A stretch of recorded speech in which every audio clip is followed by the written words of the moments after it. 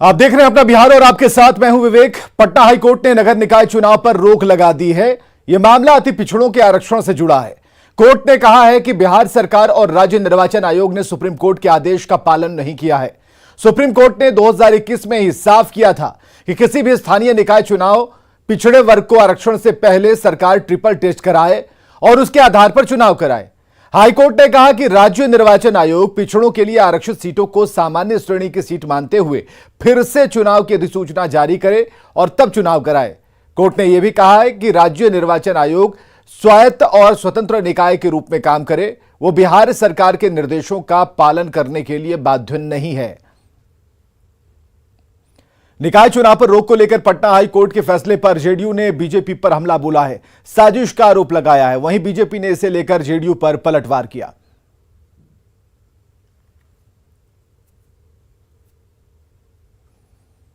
न्यायालय का यह फैसला काफी दुर्भाग्यपूर्ण है और केंद्र सरकार साथ ही भारतीय जनता पार्टी दोनों की गहरी साजिश का यह परिणाम है।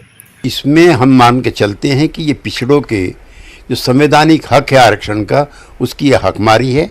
लिहाजा पूरे प्रकरण को फिर नए तरीके से विचार करके चुनाव टाल करके इनके आरक्षण की प्रक्रिया को पूरा किया जाना चाहिए। दुर्भाग्य है कि इन लोगों ने आयोग का गठन नहीं किया। ये जिम्मेदारी किसकी थी?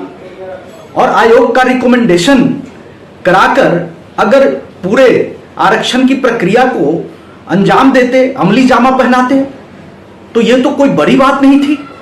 और बिना प्रिपरेशन के इन लोगों ने कोर्ट में तथ्य प्रस्तुत किए और इन लोगों को पता था कि अब प्रत्यक्ष तौर पर निकाय चुनाव में इनकी भद पिटनी है और इस कारण इनको हेल्डअप करना था। नगर निकाय चुनाव को बाधित तो किया ही, अति पिछड़ा और पिछड़ा समाज का भी घोर अपमान किया है। और ये लोग अब थोथी दलील दे रहे हैं, जेडीयू के लोग। नगर निकाय चुनाव को लेकर पटना हाईकोर्ट के फैसले के बाद बीजेपी ने नीतीश सरकार पर हमला बोला है। पार्टी के प्रदेश अध्यक्ष संजय जायसवाल और सांसद सुशील मोदी ने सरकार पर पिछड़ों के साथ धोखा करने का आरोप लगाया है।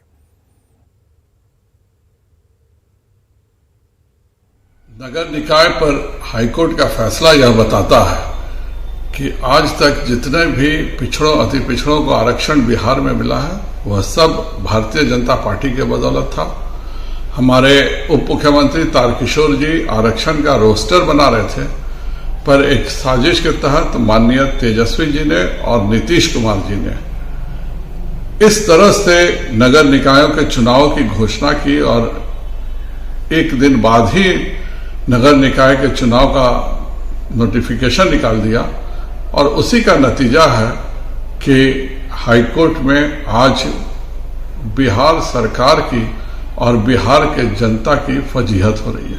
नीतीश कुमार की जिद का परिणाम है कि बिहार के नगर निकाय चुनाव के अंदर अति पिछड़ों के आरक्षण को पटना हाईकोर्ट को समाप्त करना पड़ा है। सुप्रीम कोर्ट का बड़ा स्पष्ट निर्देश था कि बिना ट्रिपल टेस्ट के किसी भी चुनाव के अंदर आरक्षण नहीं दिया जा सकता है। नगर निकाय चुनाव पर रोक लगाए जाने के बाद बीजेपी नेता सम्राट चौधरी ने बिहार सरकार और नीतीश कुमार पर जमकर हमला बोला है। नगर निकाय के चुनाव पर रोक लगाया गया, इससे यह स्पष्ट है कि नीतीश कुमार के जिद में बिहार चल रहा है। नीतीश कुमार जिद मचाए हुए थे। सुप्रीम कोर्ट ने आज से 6 महीना पहले यह आदेश किया है कि आप कमेटी बनाएं, और हम जब मंत्री रहे पंचायती राज विभाग के तब हम लोगों ने निर्णय भी लिया और इसको एडवोकेट जनरल के यहां भी भेजने का काम किया। लेकिन नीतीश कुमार इकलौते व्यक्ति है जिसने जिद मचाकर बिहार के आरक्षण के साथ खिलवाड़ किया और सुप्रीम कोर्ट के आदेश के बावजूद ना कमेटी का गठन किया। इससे यह प्रतीक होता है कि नीतीश कुमार अति पिछड़े विरोधी हैं, अति पिछड़ों का सम्मान नहीं चाहते। फिल्म आदिपुरुष के टीजर का बिहार में विरोध शुरू हो गया है। बीजेपी नेता सम्राट चौधरी ने आपत्ति जताते हुए कहा कि कुछ फिल्म डायरेक्टर और टुकड़े टुकड़े गैंग हिंदू समाज को जानबूझकर अपमानित कर रहे हैं। सम्राट चौधरी ने कहा कि यह मानसिकता बिहार में नहीं चलेगी। रावण और हनुमान जी का गलत चित्रण किया गया है, हिंदू आस्था को ठेस पहुंचाया गया। फिल्म निर्माता कटुता दिखाकर फिल्म को हिट कराना चाहते हैं।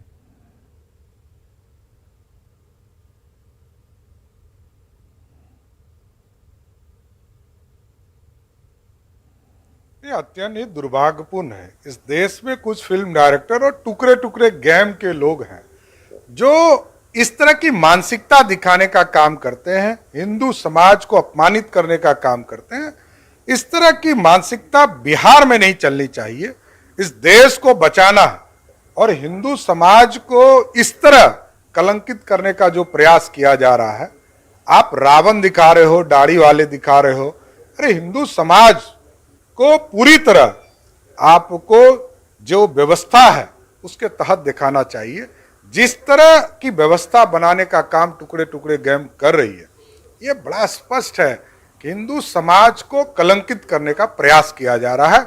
ये बिहार में चलने नहीं दिया जाएगा। पूरी तरह हिंदू आस्था को ठेस पहुंचाने का काम किया जा रहा है और जिस तरह बजरंगबली को, रावण को जिस तरह का चित्रण किया गया है, ये बड़ा स्पष्ट दिखता है कि हिंदू समाज को कलंकित करने का प्रयास कुछ संगठन के लोग कर रहे हैं। बीजेपी ने इसका खुला विरोध किया। वहीं महागठबंधन के नेताओं ने भी इस मामले पर मिलीजुली प्रतिक्रिया दी और आरजेडी और जेडीयू ने कहा कि किसी भी फिल्म निर्माता को इन चीजों को देखना चाहिए कि किसी की भावना आहत ना हो। कोई निर्माता जब फिल्म बनाते हैं तो फिल्म के अधिकांश पात्र काल्पनिक होते हैं, जिसकी जानकारी फिल्म की शुरुआत में दी भी रहती है। फिल्म के निर्माण के समय में हर किसी को इस बात का ख्याल रखना चाहिए कि किसी भी पौराणिक पात्र के साथ कोई छेड़छाड़ न हो, ताकि किसी की भी भावना किसी भी रूप में आहत ना हो। किसी भी फिल्म निर्माताओं को इस बात का ध्यान जरूर रखना चाहिए कि ऐसी फिल्म बने जिससे किसी भी धर्म के लोगों की भावनाएं आहत ना हो। जो फिल्म बनाई गई है वो जिस तरह से विवादों में है, तो इसको जरूर फिल्म निर्माता, निर्देशक जो भी हैं इसमें सुधार करेंगे। गोपालगंज के एकडेरवा पुरैनी टोला में मंदिर में भक्ति गीत बजाने को लेकर विवाद हो गया। मुस्लिम समुदाय के लोगों पर हनुमान मंदिर में महिलाओं की पिटाई का आरोप लगा है। मामले में गोल्डन अहमद, सोबराती अहमद, सदीदन खातून पर नामजद एफआईआर दर्ज हुई, जबकि 15 से के करीब अज्ञात लोगों के खिलाफ एफआईआर दर्ज की गई है। आरोपों के मुताबिक मुस्लिम समुदाय के लोगों ने हनुमान मंदिर में पूजा करने गई 3 महिलाओं को पीटा है। तीनों महिलाओं को इलाज के लिए सदर अस्पताल भर्ती कराया गया। डीएम ने पूरे मामले में संज्ञान लिया और पुलिस को स्थिति पर नजर रखने के निर्देश दिए। बताया जा रहा है कि दुर्गा पूजा के दौरान सुबह शाम मंदिर में भक्ति गीत बजाया जा रहा था, जिसका मुस्लिम समुदाय के लोगों ने विरोध किया और लाउड स्पीकर बंद नहीं करने पर लोगों की पिटाई कर दी। थाना में आयल बने कार्रवाई करे खातिर। क्या हुआ था? मार हुआ था मंदिर पर गाना बजाने के लिए, पूजा करने के लिए, और लड़की लोग आता है पूजा करने के लिए तो वो लोग बैठ कर छेड़खानी करता है वहाँ। कितने लोग घायल हैं? हमने का 3 आदमी घायल है और कुछ इनका लगल है। कल पीड़ित पक्ष ने लिख के दिया है थाने पे, जिसपे सुसंगत धाराओं में प्राथमिकी दर्ज की गई है। और जो मूल विषय है कि आखिर एक समाज में, एक गांव में रहते हुए कैसे इस तरह के विचार किसी के दिमाग में पनप सकता है कि आप ये आरती नहीं गाइए, आप भजन मत गाइए। तो इस बिंदु पर भी एक शांति समिति का गठन करके बैठक की गई है। सभी स्थानीय लोग, सभी दोनों तरफ के लोग बैठ के भी शांति समिति का गठन किए हैं और पुलिस के द्वारा लगातार चौकसी बढ़ती जा रही है। पूर्व कृषि मंत्री सुधाकर सिंह ने सरकार पर हमला बोला है। सुधाकर सिंह ने कहा कि सरकार असंवेदनशील हो गई है। मैं सत्ता में बदलाव के लिए आया था, लेकिन कुछ लोगों को ये फिट नहीं बैठा, इसलिए इस्तीफा दे दिया।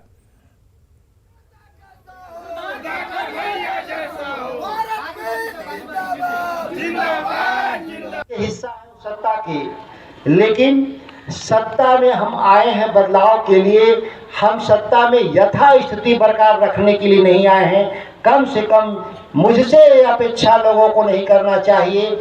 और जिन लोगों ने लगा कि हम इस व्यवस्था के लिए फिट नहीं है, मैं उनको अलविदा कहने में देर नहीं किया। हमको अलविदा करने में देर नहीं किया। हजारों लोग बैठे हैं यहाँ, वो लोग हैं जो राष्ट्र को बनाने में, इस राज्य को बनाने में जिनका कुर्बानी है। आज हम नाना भगत के वंशज, हम इसे देश की स्वतंत्रता आंदोलन के बिरसा मुंडा के वंशज, आज इस पहाड़ों में जो देश के निर्माण के लिए जिन्होंने कुर्बानी दिया था, उस समाज के लोगों को आज अपनी छोटी जरूरतों के लिए भी सत्ता के सामने हाथ जोड़ना पड़ रहा है, चिरौरी और मिन्नतें करना पड़ रहा है। क्या उसके बाद भी हुक्मरान जो बैठे हैं, जो सरकारी नौकरी में बैठे लोग हैं, वह मालिक के भाव से उधर आते हैं, बड़े कृपा करके यहाँ आते हैं। ज्यादातर तो पोस्टिंग लेकर कभी आते ही नहीं। हॉस्पिटल बने थे लोगों के इलाज के लिए, लेकिन हॉस्पिटल पुलिस बैरक में तब्दील हो गया। बैरक कहीं भी बन सकता है पुलिस का, लेकिन कई बार विधानसभा में बोलने के बाद भी आज तक वह बैरक नहीं हटा। इससे ज्यादा असंवेदनशीलता सरकार में क्या हो सकता है। तब हमारी सरकार जो बनी है, इस सरकार को लेकर के मैं जरूर आपको आश्वासन दूंगा कि हम आपके हॉस्पिटल को बहुत जल्दी ही हम चलवाने का काम करेंगे। जरूरत की सुविधाओं में हासिल करने के लिए जरूरत पड़ेगा तो हम नए भवन का भी निर्माण की जरूरत पड़ेगी तो हम नए भवन का भी निर्माण यहाँ कर करके हॉस्पिटल को चलवाने का काम करेंगे। सुधाकर सिंह के ताजा बयान पर सियासी घमासान मच गया। कांग्रेस ने उनके बयान पर हमला बोला तो बीजेपी ने कहा कि वो भ्रष्ट पार्टी को पहले छोड़ें, फिर बदलाव की बात करें। जिस पार्टी के सरगना स्वयं भ्रष्टाचार में लिप्त माननीय लालू प्रसाद यादव जी, जो स्वयं यात्राओं जेल का इतना कर लिए हैं और आने वाली स्थितियां में पूरा का पूरा दिखाई दे रहा है कि जिस पार्टी से वो पार्टी भ्रष्टाचार में लिप्त पार्टी है, तो शायद उनको वहाँ सूट ना कर रहा हो, वहाँ स्वयं का ना रहा हो। तो आज कुछ भी कहें, ये अपने आप में बिहार की जनता समझती है कि केवल इस्तीफा देने से मात्र नहीं है, जो जड़ की समाप्ति का जो आयाम है वो पूरा निश्चित तौर पर कभी होगा ही नहीं, चूंकि जड़ ही भ्रष्टाचार से लिप्त होते हुए प्रारंभ होने वाली वो पार्टी है आरजेडी। इसलिए जो भी दिए हैं, जो भी परिणाम करने का काम करे, उसका कोई असर बिहार की जनता पर नहीं पड़ रहा है। क्या नेक इरादे नेक प्रयासों से सफल होते हैं, इस तरह से नहीं सफल होते। एकदम चीप पब्लिसिटी स्टंट कर रहे थे आप, वरना ये मानने में किसी को इनकार नहीं है कि विभागों में लाल फीताशाही है, भ्रष्टाचार है, लेकिन भ्रष्टाचार को खत्म करने के जो तरीके आप बता रहे थे वो तरीके तालिबानी हैं, हिंदुस्तानी नहीं है। मैं तो एक कदम आगे निकल के कहना चाहता हूं कि अगर वो सत्ता में परिवर्तन के लिए इस्तीफा किया है तो तेजस्वी यादव जी को एक कदम आगे निकल के इस्तीफा करना चाहिए, किसानों के हित में। ये बिहार जय जयकार उनका करेगा और भ्रष्टाचार के खिलाफ में वो समझौता नहीं करते हैं, जीरो टॉलरेंस दिखाते हैं। यह बात पूर्ण तौर पे साबित करने में सहायक होगा। और पूर्णिया से बड़ी खबर आ रही है। युवक के अपहरण का आरोप लगा है ससुराल वालों पर। दामाद के अपहरण का आरोप लगा है। मुफस्सिल के छतिया की यह घटना है और घटना को लेकर लापता युवक महबूल आजम के पिता यूसुफ ने पुलिस से गुहार लगाई है। यूसुफ का कहना है कि उनका बेटा महबूल आजम की शादी 2 साल पहले कटिहार के चापी गांव में हुई थी। शादी के 6 महीने बाद लड़की अपने मायके चली गई। 29 अक्टूबर को उनका बेटा भूसा लेकर कटिहार जा रहा था। उसी दौरान 15 लोगों ने उसका अपहरण कर लिया। आरोप है कि उनके बेटे से मारपीट की जा रही है और उसे छोड़ने के एवज में 5 लाख रुपए मांगे जा रहे हैं। एक दिन फोन से बात हुआ, बोला बाबू हमरा पैर हाथ तोड़ देगा, मारपीट कर रहा है, मार रहा था, बेटे को मार रहा था। बोले कि पैर हाथ तोड़ के 5 लाख टका मांगो तुम्हारा बाप से, और नहीं तो तुमको जान से खत्म कर देंगे। अभी 4 दिन से मेरा बेटा का फोन और कुछ नहीं है, कहाँ नहीं पता मर गया क्या है, क्या हमको नहीं पता, हमको कोई पता नहीं है। और सारा चीज कराता है राजा मुखिया ने सब चीज कराया है इसका ही। कैसे जाने कि वो उसका ससुराल का ही लोग था, आप कैसे जाने ये बात? वो जब लड़का को पकड़ के घींच घाच करने लगा तब वो लड़का हमको बोला कि हमारा ससुर है, हमारा बाबूजी जल्दी फोन लगाइए। रोहतास के विक्रमगंज थाना क्षेत्र के शिवपुर गांव में अज्ञात बदमाशों ने खिड़की से एक घर में तेजाब फेंक दिया। इससे घर में एक 13 साल की लड़की और उसका 17 साल का भाई झुलस गया है। साथ ही मां भी आंशिक रूप से झुलस गई है। तेजाब किसने फेंका ये पता नहीं चल सका है। सभी को इलाज के लिए डेहरी के निजी अस्पताल में भर्ती कराया गया, जहां सभी की स्थिति सामान्य है।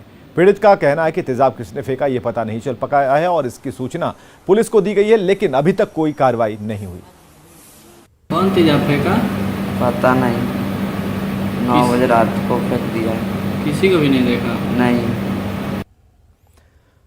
रोहतास के नोखा के एक सरकारी स्कूल की शिक्षिका सोनी वर्षा के पढ़ाने का अनोखा अंदाज सोशल मीडिया पर वायरल हो रहा है। अंग्रेजी के कठिन शब्द हों या फिर हिंदी की कविता, सोनी वर्षा खेल खेल में बच्चों को समझाती हैं और टीचर के पढ़ाने का अंदाज बच्चों को भी पसंद आ रहा है और उनके पढ़ाने के तरीके से ज्यादा बच्चे स्कूल आने लगे।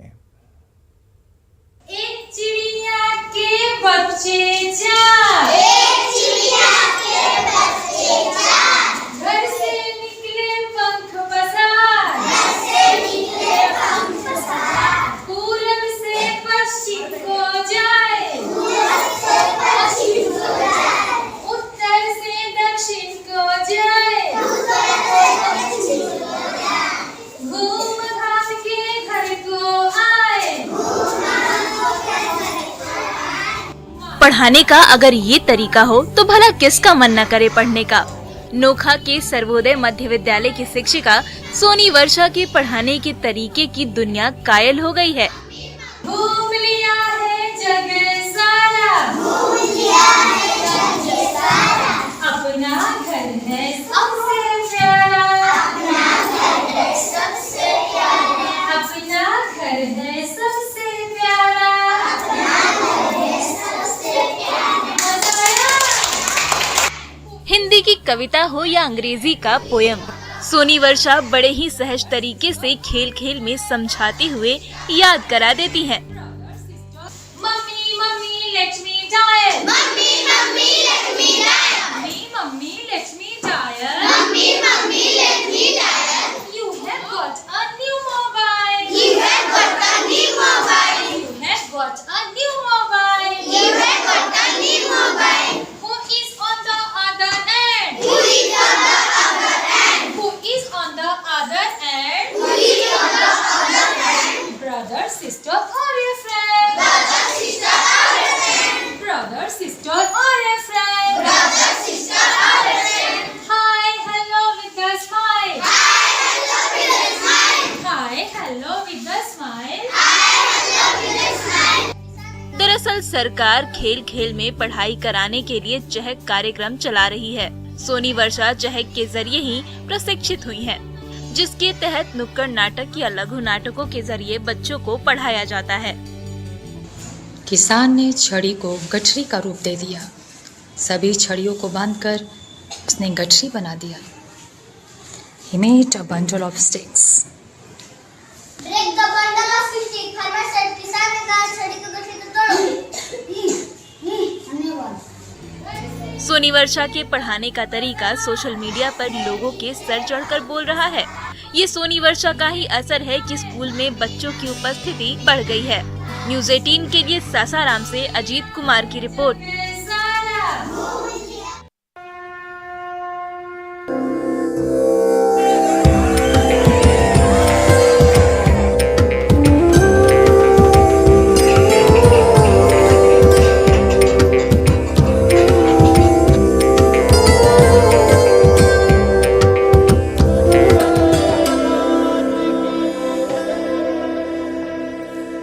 नवरात्र के दौरान देश भर में मां अंबे के भक्त अपने अपने तरीके से मां दुर्गा की आराधना में जुटे हैं। मधुबनी की बात करें तो मिथिला पेंटिंग से जुड़ी महिला कलाकार मां दुर्गा के अलग अलग रूपों को कागज पर उकेर रही हैं।